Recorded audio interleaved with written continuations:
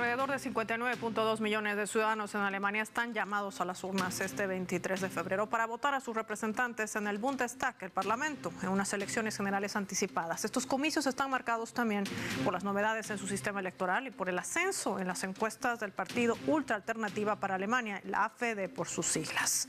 Hoy vamos a analizar todas esas líneas que también están marcadas por la administración de Donald Trump. Sí, ¿qué tiene que ver esto dentro de los comicios? Vemos también los alcances y el impacto que esto podría generar rumbo a estos comicios. Inicia el mapa. Bienvenidos.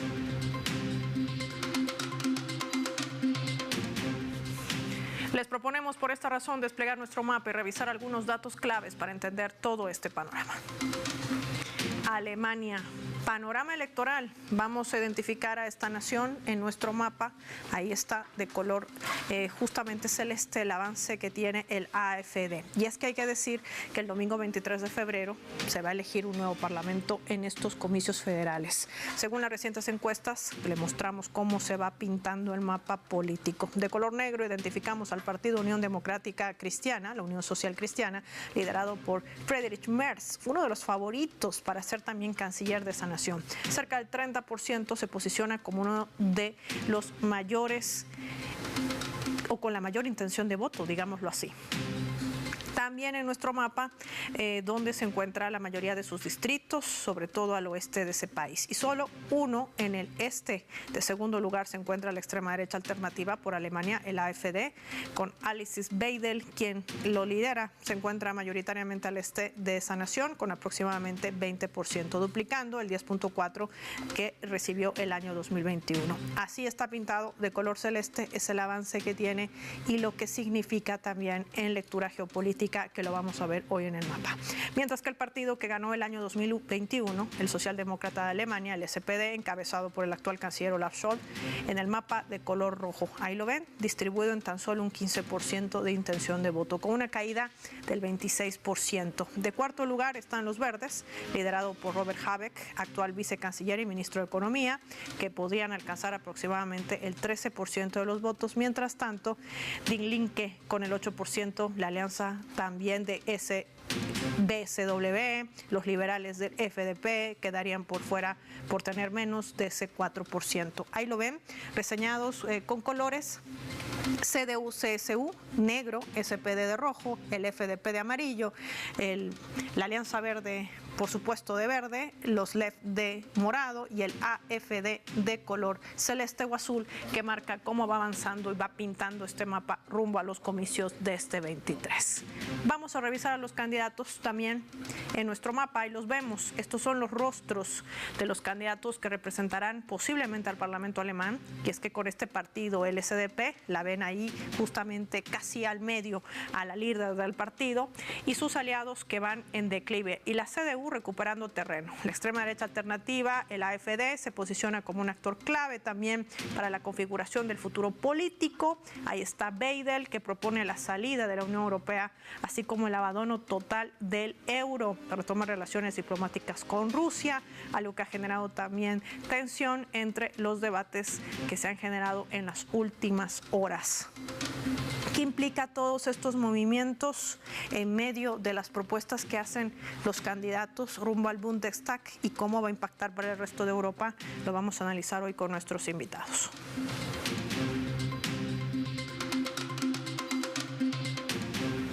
Vamos a recibir en primera instancia, nos acompaña en directo nuestro invitado desde Argentina. Ya, gracias por ponerme el nombre. Cristian Lamesa con nosotros. Cristian, qué gusto recibirte en el mapa. Bienvenido a Telesur. Un placer, Paola, como siempre, estar hablando con vos y con tu audiencia. Cristian, hay que empezar por el principio. ¿Qué está en juego, no solamente en estas elecciones para Alemania, sino para el resto de Europa? Bueno, están en juego cosas muy importantes. Yo creo que entre ellas incluso el futuro de la Unión Europea. Y si bien la suerte está un poco echada para la OTAN, también puede estar implicado el futuro de la Organización Atlántica, ya que hay dos países centrales en la Unión Europea, que son, por supuesto, Alemania en primer lugar y Francia en segundo término. Y yo creo que la caída de uno de estos países, que deje de formar parte su gobierno de este globalismo, este consenso europeo globalista que realmente genera opciones políticas que en realidad tienen, como opción tienen poco, como diferencias entre sí en los aspectos fundamentales, tienen muy poca diferencia. Tal vez, si me permitís, Paola, un caso, cambiando de país, un caso paradigmático, pero con el que se puede entender claramente esto, es España con el Partido Popular y el PSOE, ¿no? Uno supuestamente de derecha, otro supuestamente de izquierda, pero que en las cosas realmente importantes coinciden. Creo que en el caso de Alemania, que caiga este consenso, que yo lo veo difícil, sinceramente, que AfD pueda llegar a dar vuelta a esto y a llegar al poder. Creo que en última instancia van a ser una coalición que impida la llegada de este partido considerado ultra. Habría que ver a qué le llamamos ultraderecha, ultraizquierda, habría que ver, pero creo que sin ganar, puede llegar a ser una elección histórica que hiera de muerte a la Unión Europea. Y además, tomando en cuenta que esas definiciones de ultraizquierda y ultraderecha no son las mismas que se manejan en nuestra región de América Latina y el Caribe. Cristian, en este contexto, tomando en cuenta el avance sobre todo de la AfD de más de 24%, encuestas que tienen un margen de error entre el 1 y 2%, pero esto marca también un punto de inflexión. Ya lo decías, lo adelantábamos, no podrán gobernar solos. Quien sea que logre ganar el mayoría en estos comicios, va a haber una alianza. ¿Qué implicaría esto? Sí, es muy cierto lo que decís, Paola, porque en esta política europea, que es tan endeble realmente si lo pensamos, parecería haber sido pergeñada para que la política nunca pudiese consolidarse de forma justamente sólida. Y ya lo dijo el otro día Alice Weidel en un fragmento que pude ver del debate que tuvieron con las otras fuerzas, y ella decía en un momento que justamente los tres contrincantes que tenían en ese momento en el plató de la televisión eran los responsables de la situación actual de Alemania. Entonces, por eso yo decía, tal vez no llegando al triunfo AfD puede llegar a estar sembrando el futuro, ya que yo creo que una coalición en la cual seguramente estaría liderada por Merz no va a ser más que seguir en el camino ruinoso en el que va Europa, Alemania en particular, y justamente pensemos lo que proponen los ultraderechistas de AfD. Proponen restablecer vínculos sanos y amistosos con Rusia, que es algo que es central para la supervivencia y la economía y la industria alemana. Proponen salir del euro. Ningún país que se considere serio puede renunciar a su moneda nacional. Toda Europa, prácticamente toda Europa lo hizo. Y fíjense que cuando estuvo el Reino Unido en la zona euro nunca renunció a la libra esterlina, y sabemos que los británicos son de todo menos tontos, aunque bueno, el primer ministro actual nos hace dudar un poco de esta afirmación. Entonces, lo que propone el control a la inmigración descontrolada, que también es un problema, esto hay que decirlo claramente, es un problema en Alemania, y esto no significa demonizar a la inmigración. Entonces, los aspectos que plantea son aspectos que tienen más que ver con el sentido común y con lo que piensan los mismos alemanes. Entonces, yo creo que en este sentido, y como vos bien decías, y con esto cierro, Paola, el sentimiento de los alemanes, y tal vez va a depender un poco que AfD y lo que he llamado la ultraizquierda, que también, si sacamos de lado los preceptos ideológicos, también propugna por las mismas cuestiones que tienen que ver con el sentido común. Entonces tal vez tendrían que sacudir ese prejuicio ideológico, tal vez ver de hacer una coalición entre ellos. Por lo pronto, igualmente los números no le darían. Sí, tomando en cuenta además el pensamiento del elector alemán. No estamos hablando de pocos, más de 59 millones que están convocados a las urnas, pero que a ninguno de estos partidos les alcanza para llegar de manera abierta y directa a gobernar. Tienen que hacer una alianza, y esto también tiene una lectura. La confrontación que han mantenido contra Rusia al cerrar el grifo de recibir el gas y comprarlo más caro a Estados Unidos son consecuencias también, Cristian, dentro de su propia economía. Uno de los temas que ha formado parte también de los últimos debates televisados pasados, así como el cambio climático, pero que no mucho les ha servido para tratar de incrementar ese 27% que no es poco de indecisos, que no saben por quién votar, porque destinar más del 2% de su Producto Interno Bruto a la guerra, al conflicto, pues no ha sido una buena medida de campaña. ¿Qué nos dirías? No, por supuesto. Vos fíjate, mira, es tan descabellado lo que sucede en Europa que yo recuerdo a esta impresentable ministra de Relaciones Exteriores que tiene justamente el país germano, Annalena Baerbock, cuando un día dijo, dado que había realmente el sentimiento popular por parte de la población alemana, ya era evidentemente contraria a la guerra y contraria a que se le siguieran suministrando de los recursos de los contribuyentes alemanes, se les siguieran otorgando armas a Kiev. Ella dijo públicamente que ella iba a seguir fomentando este hecho, darle armas a Kiev, aunque tuviera que hacerlo en contra de la voluntad del pueblo alemán. O sea, ella, que es una representante del pueblo alemán, no tuvo ningún empacho en decir voy a actuar en contra de la voluntad del pueblo que me ha elegido.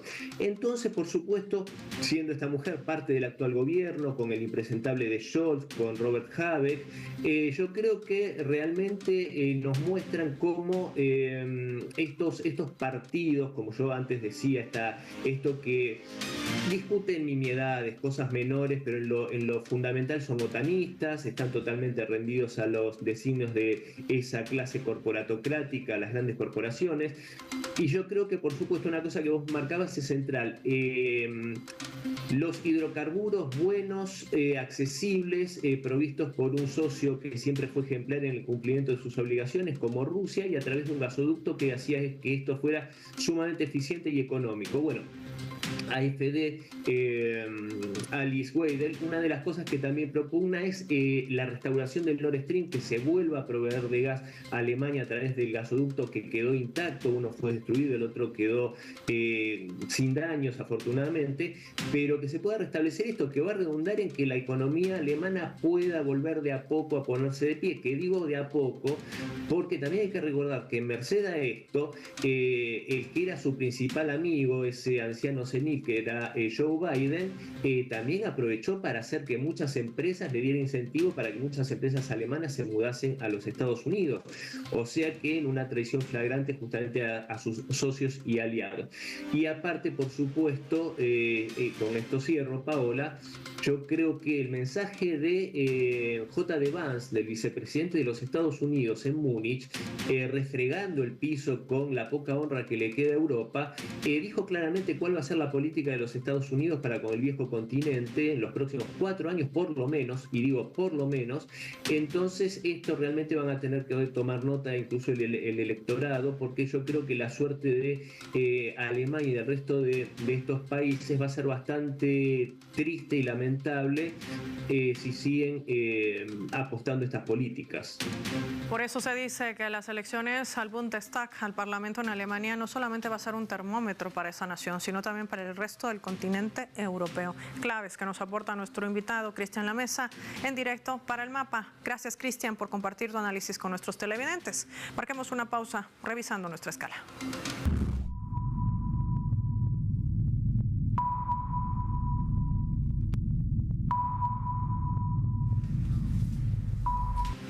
Esta vez a través de nuestra multiplataforma informativa Telesur, a la cual invito a que visiten y le den like y compartan los textos. Está titulando de la siguiente manera: Migración y economía centran el último debate entre Scholz y Merz en Alemania.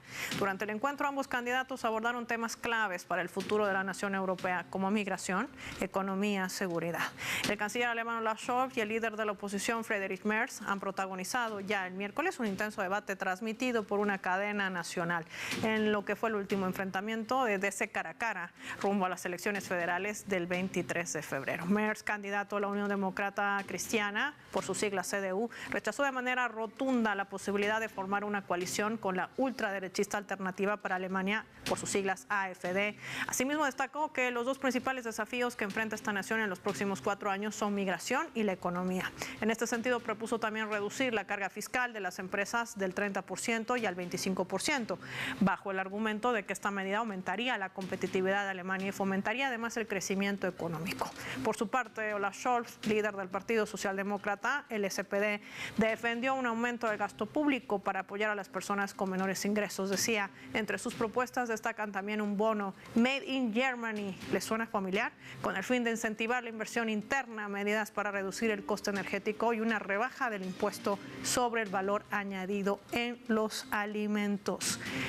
¿Qué tanto ha logrado Olaf Scholz con esto? Parece el que menos va a lograr votación dentro de las últimas encuestas. El electorado ha rechazado prácticamente las políticas y esto también tiene una connotación y una mirada muy hacia Occidente. De esto y más hablamos al volver.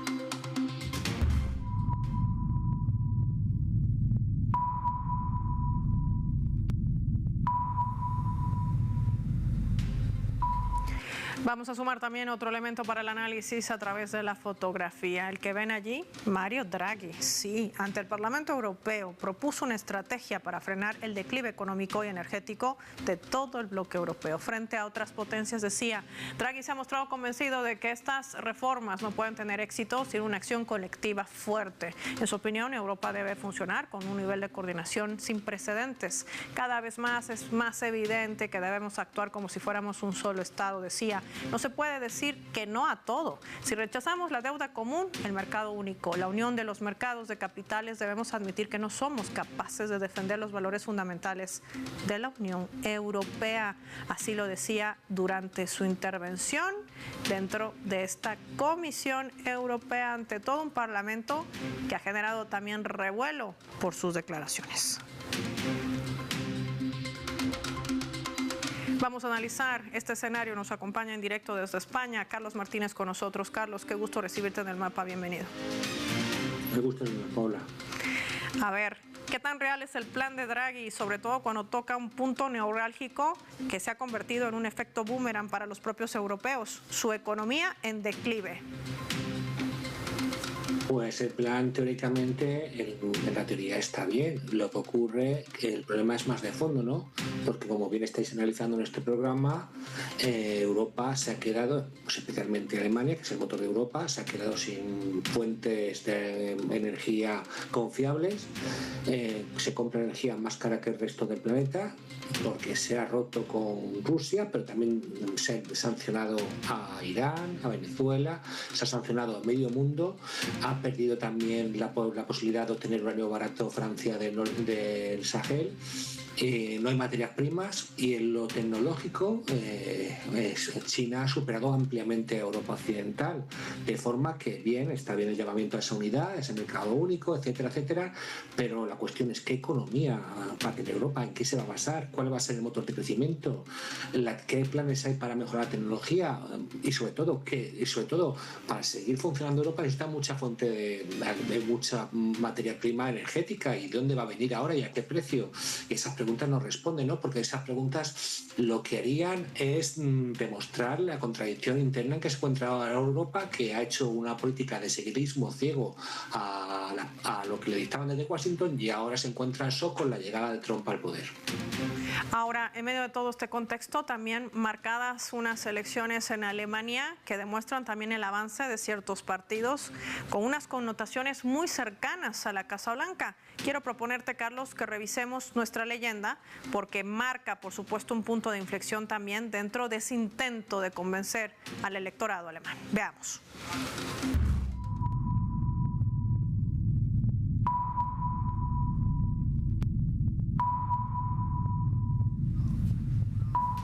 Alice Weidel, quien es líder del partido de derecha de Alemania, por sus siglas AfD, ya lo veíamos en nuestro mapa, el avance que consolida con más de 24 y 25% de intención de voto según los últimos sondeos. Decía, en los primeros 100 días de mi gobierno cerraremos completamente las fronteras de Alemania, cancelaremos los subsidios para los solicitantes de asilo y realizaremos deportaciones masivas. Europa, una vez más cercana al propio Estados Unidos que a su propia gente europea. ¿Qué revela también este tipo de movimientos para atraer a los votantes? Bueno, revela muchas cosas. La crisis en la que está inmersa Europa, como estamos viendo, pues la solución errónea y fácil es culpar a los más pobres, en este caso los inmigrantes. Inmigrantes que recordemos que la mayoría de casos vienen de países destrozados por la propia OTAN, o sea, por la Unión Europea, como es Afganistán, Irak, Libia, Siria, etcétera. De manera que en lo que hay por Europa también y los anteriores gobiernos alemanes una cierta, digamos, responsabilidad moral. Pero es que además tampoco va a ser una solución ni tampoco se puede llevar a cabo. No se puede llevar a cabo porque Europa tiene firmados los tratados internacionales en el marco de la Unión Europea y el Tratado de Schengen que prohíben este tipo de medidas. Las fronteras son únicas para toda Europa y dentro de Europa no hay fronteras. Sería un vuelco total a la Unión Europea y sería asunto de función de muerte, pero en todo caso no creo que pueda llevarse a cabo porque los tribunales propios, incluso los tribunales alemanes, no permitirían ese tipo de medida de cierre de fronteras. De manera que es algo irreal y, como digo yo, es culpar a la persona más pobre, más desfavorecida de la culpa. Y luego a las deportaciones tampoco se podrían llevar a cabo porque los países que he citado, entre otros muchos, y los de África, no admiten estas deportaciones. Y Alemania no tiene la influencia, el poderío militar y la capacidad de deportar como tiene Estados Unidos. O sea, es algo totalmente irreal, más propio de un partido fascista que va a traer votos por unas medidas populistas que deberían ser conscientes todos que no se pueden llevar a cabo tal cual. Lo peor es lo que denota esta ideología, ¿no? Una vuelta al fascismo, al nazismo, en una situación que, como decía Gramsci, cuando un mundo muere y otro nace, pues surgen monstruos, y en Europa occidental está volviendo a surgir el monstruo del fascismo. La última reflexión, Carlos, ¿qué futuro le espera a este continente europeo que ya sabemos que se le ha sacado de la mesa inclusive de las posibles negociaciones de un cese al fuego que sea más simple que un alto al fuego al este de Europa? Y me refiero al conflicto ucraniano, que ya ha tenido reveses por parte de la administración de Donald Trump y que simplemente le ha servido de puente para su juego geopolítico. Primero una aclaración, ¿no? Igual que Trump dice, volvamos a hacer América grande de nuevo, América es toda América. Incluso en Norteamérica está México, Canadá y otros países. La Unión Europea es solo parte de Europa. En Rusia forma parte de Europa. Bielorrusia, Serbia, países que están siendo, digamos, apartados, apestados, también forman parte de Europa. La Unión Europea o Europa Occidental se ha apropiado de Europa. Y lo que está claro es que es un conflicto entre Rusia y Ucrania. No es un conflicto de que Rusia va a invadir Europa. Eso es totalmente irreal y esto es lo que nos venden los medios patrocinados, como hemos visto días, por la USAID. De manera que lo que tenemos que hacer en Europa es, si quiere tener un buen proyecto de futuro, es volver a rehacer sus relaciones con Rusia, pero también con China o también con África o con Latinoamérica, y dejar saber que este modelo de ser los protegidos de Estados Unidos de América en su gran imperio, pues ya no es posible, porque el imperio está rebajando y las prioridades de Estados Unidos, como ha dicho Donald Trump, están en el Indo-Pacífico y Europa la va a dejar a su suerte. De manera que espero que los dirigentes europeos salgan de su autismo, piensen la realidad, conozcan el mundo en que vivimos y tomen medidas adecuadas para ello. Pero es muy complicado con la actual clase política, que parece que no sabe corregir sus evidentes y manifiestos errores. Ahí están las claves para entender la radiografía de lo que está en juego en estas elecciones al Bundestag, al Parlamento alemán, no solamente para esa nación europea, sino también para el resto de todo un continente que al parecer se ha embargado de manera gratuita, diríamos así, sobre el costo del bolsillo de todos sus ciudadanos y el impacto que esto tiene en lo político, en lo económico y también en lo social. Gracias, Carlos Martínez, por habernos acompañado hoy en el mapa de Telesur. Vamos a finalizar el programa revisando nuestro vector.